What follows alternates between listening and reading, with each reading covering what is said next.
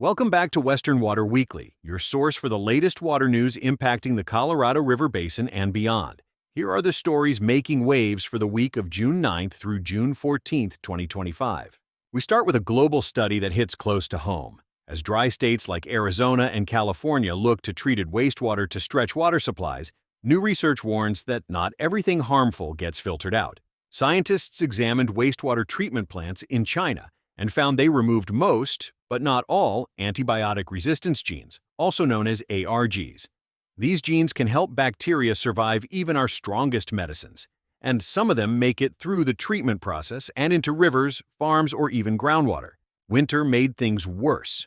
The study showed that antibiotic use increases in colder months, and some dangerous genes actually became more concentrated after treatment. The takeaway? Even with advanced technology, these high-risk genes need to be monitored closely if we plan to reuse this water. Colorado just passed a bipartisan law to fix a major headache: its wastewater discharge permitting system. Many towns have been stuck operating under outdated or expired permits because of long delays at the state level. Senate Bill 305 aims to change that by setting clear deadlines for permit reviews and allowing towns to hire outside help to speed things up.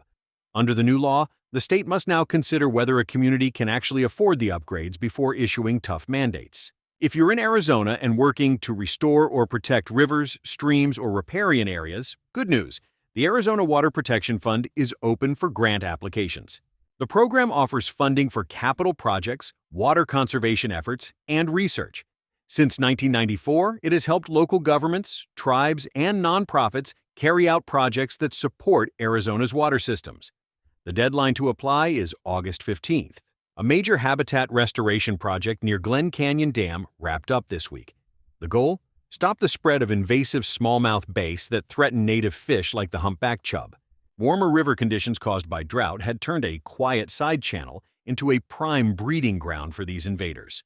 Crews reshaped the area to create faster-moving, cooler water, conditions that discourage smallmouth bass from reproducing. This effort is part of a larger strategy that includes changing dam water flows and removing invasive fish by hand.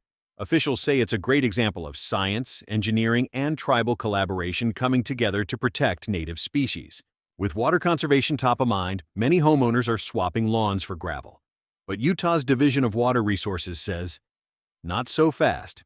Rock-only xeriscapes might save water, but they can hurt the local ecosystem and make neighborhoods hotter by creating what's called the urban heat island effect. Bare gravel yards don't support pollinators, shade trees, or healthy soil, and can even cause nearby plants to need more water. The solution? Smart landscaping. Use mulch, shade, and drought-tolerant plants instead of just rocks. Utah's Local Scapes program even offers incentives for balanced, water-wise yards. As summer kicks off, Wyoming health and environment officials are reminding everyone to stay alert for harmful algae blooms, those thick, green, scummy patches that can show up in lakes and rivers. These blooms, caused by cyanobacteria, release toxins that can harm people and animals. They often look like spilled paint or floating mats and can appear green, tan, or even brown. Health officials say, if you see one, stay out. Boiling or filtering the water won't remove the toxins. If you do come into contact with contaminated water, rinse off right away and seek medical help if symptoms appear. Check Wyoming's Department of Environmental Quality website for more details. Nevada is hitting pause on most new groundwater withdrawals in Red Rock Valley near Reno. State officials say the area is already maxed out. The math is simple. The basin can safely produce about 1,200 to 2,400 acre-feet of water per year, but current commitments already total about 2,326 acre-feet, leaving no room for more without risking the aquifer. There are some exceptions, like small domestic wells and non-consumptive uses, but overall the message is clear. The basin needs protection from overuse. Big investments are flowing into Colorado's Orchard Mesa Irrigation District, thanks to nearly $12 million from the federal government. The district will convert over 8 miles of open irrigation canals into pressurized pipelines and install 50 new water meters. These upgrades are expected to save more than 6,900 acre-feet of water per year and prevent more than 4,500 tons of salt from entering the Colorado River annually. This project is part of a larger push by the Department of the Interior and the Bureau of Reclamation to modernize water systems across the upper Colorado River Basin. Finally, this week's drought monitor shows a mixed outlook. Some good news. Arizona, southern Utah, and southern Nevada saw early June rain, up to 8 times the usual amount, bringing short-term drought relief. California's desert areas also saw slight improvements, but not everywhere benefited. Northwestern Colorado, western Wyoming, and northern Utah stayed dry, and drought conditions got worse in those regions.